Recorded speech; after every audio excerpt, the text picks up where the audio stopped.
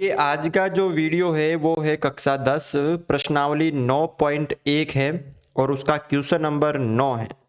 इस क्वेश्चन को पहले ध्यान से आपको पढ़ना है, फिर इस क्वेश्चन को सरल करना है। क्या दे रखा है कि एक मीनार के पाद बिंदु से एक भवन के शिखर का उन्नयन कोण 30 डिग्री है। ठीक है, कि एक मीनार है, ठीक है, और उसका जो पाद बिंदु यानी सबसे नीचे वाला जो बिंदु है से एक भवन के शिखर का उन्नयन कोण 30 डिग्री है और भवन के पाद बिंदु से मीनार के शिखर का उन्नयन कोण 60 डिग्री है। यदि मीनार 50 मीटर ऊंची हो तो भवन की ऊंचाई ज्ञात कीजिए। देखो, इसमें आपको चित्र बनाना है। किस तरह का चित्र बनेगा वो भी आपको यहाँ पे ध्यान से देखना है। तो इसको हम चित्र के सहायता से करते हैं। एक मीनार के पाद बिंदु से एक भवन के शिखर का उन्नयन कोण 30 डिग्री है। तो सबसे पहले हम यहाँ पे देखो, ये मान लीजिए जमीन है, ठीक है, ये क्या हो गई, जमीन हो गई, ठीक है, ये जमीन हो गई। उसके बाद एक मीनार के पाद बिंदु से एक भवन के शिखर का उन्नयन कोण 30 डिग्री है। अब देखो, कोण जितना छोटा उतनी दूरी पे होगा और कोण जितना बड़ा उतने नज़दीक होगा, ठीक है ना। तो कहने का मतलब है, देखो, यानी ये बना लेता हूं मैं मीनार और यहाँ पे बना लेता हूँ भवन, लेकिन अब ये पता नहीं कि भवन की लंबाई या ऊंचाई ज़्यादा है या मीनार की ऊंचाई या जो है वो कम है ज़्यादा है। तो देखो कैसे देखना, यहाँ पे मीनार के पाद बिंदु से एक भवन के शिखर का उन्नयन कोण, यानी ये मैंने मीनार मानी, इसको मैंने मीनार मानी, तो इसके भवन का उन्नयन कोण 30 डिग्री है, यानी 30 है तो कम होगा।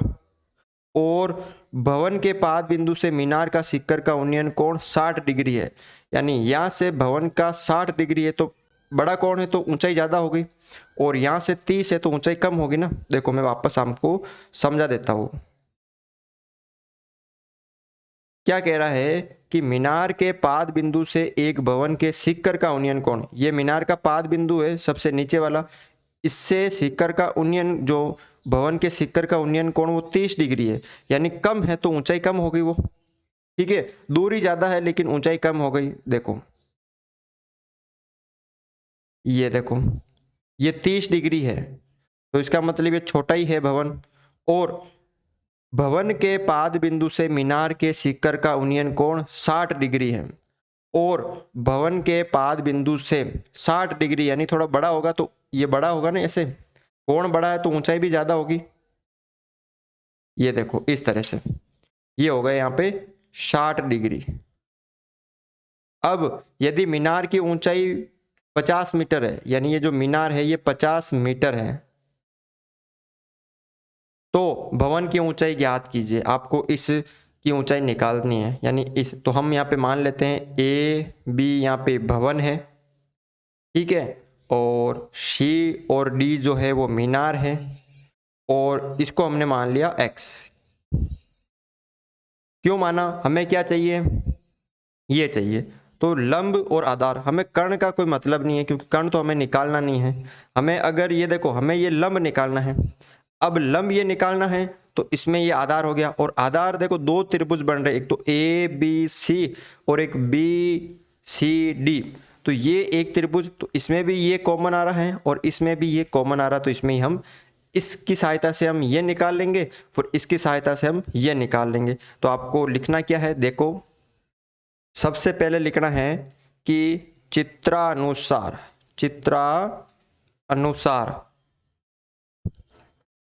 ए बी क्या है, भवन है, ए बी भवन है, तथा जो ये डी सी है, डी और सी, डी सी मीनार है, डी सी क्या है, मीनार है, और डी सी की जो ऊंचाई है वो कितनी है, 50 मीटर है। कितनी है, 50 मीटर है। और दो कोण बन रहे हैं, एक तो ये वाला कौन सा ए बी सी, कोण ए बी, एक तो ये वाला बन रहा ना। अच्छा, इसमें दो त्रिभुज हैं तो देखो एक तो कोण ये वाला बन रहा है ए सी बी, ए सी बी कौन सा कोण बन रहा है, ध्यान से देखो, ए सी बी 30 डिग्री है और सी बी डी, कोण सी बी डी ये बन रहा है 60 डिग्री। अब आपको दोनों त्रिभुज लेने हैं, ध्यान से देखना है। देखो एक त्रिभुज तो हो रहा है ए बी सी और एक त्रिभुज हो रहा है बी सी डी। तो देखो ध्यान से हमें क्या निकालना है, ये वाली निकालनी है, ए बी निकालनी है। तो पहले तो हम ये वाला त्रिभुज लेंगे, ये ए बी सी डी, और ये लंब ये आधार, लंब दे रखा है तो हम आधार आसानी से निकाल सकते हैं, यानी ये पूरा निकाल लेंगे, x आ जाएगा। उसके बाद ये निकाल लेंगे तो हम ये आ जाएगा तो हम ये आराम से निकाल सकते हैं। तो सबसे पहले त्रिभुज लेंगे समकोण त्रिभुज बी सी डी में, तो आपको क्या लिखना है, समकोण त्रिभुज बी सी डी में। देखो ये लंब है और हमें आधार चाहिए, देखो थीटा है, ये थीटा के सामने वाली भुजा लंब, आपको सिर्फ ये त्रिभुज देखना है बी सी डी। तो ये थीटा हो गया, थीटा के सामने वाली भुजा लंब, और लंब और ये आधार, तो लंब बटा आधार क्या होता है, लाल कक्का से आपको पता होना चाहिए, हमने क्वेश्चन किए हैं। लंब बटा आधार किसका होता है, टेन का, यानी टेन थीटा बराबर लंब बटा आधार। ठीक है, अब देखो टेन यहाँ पे इस त्रिभुज में थीटा कितना है 60, तो यहाँ पे 60 डिग्री आ गया, बराबर लंब कितना है, ये लंब 50 है तो यहाँ पे 50, और आधार कितना है, आधार यानी BC है x, तो ये x आ गया। ठीक है, अब टेन 60 का मान कितना होता है, टेन 60 डिग्री का मान कितना होता है, तो वो होता है √3 और इसका हर मैंने मान लिया 1 बराबर 50 बटा x। अब वज्र गुणा कर दो इसको यहाँ से साइड, देखो x को √3 से क्या, तो x गुणा √3 बराबर 50 से कम 50। हमें किसका मान निकालना है, x का मान निकालना है। तो ध्यान से देखो x बराबर 50 इधर है, ये इधर किस में है, गुणा में ना, इधर आ जाएंगे भाग में। ठीक है, ये किस में आ जाएंगे, भाग में आ जाएंगे। तो यहां पे देखो x का मान कितना आ गया, 50 बटा √3 आ गया, ये किसका मान आ गया, x का मान आ गया। अब हमें कौन सा त्रिभुज लेना है, त्रिभुज लेना है दूसरा। पहला हमने कौन सा ले लिया था, BCD ले लिया था, यानी ये वाला हमने ले लिया BCD। अब आपको लेना है त्रिभुज ABC, तो लिखिए समकोण त्रिभुज ABC में। देखो लंब हमें निकालना है और x हमने x का मान निकाल लिया, तो लंब बटा आधार किसका होता है, टेन का होता है, तो टेन थीटा बराबर लंब बटा आधार। अब टेन थीटा कितना है, ABC में देखो ये 30 डिग्री है, तो टेन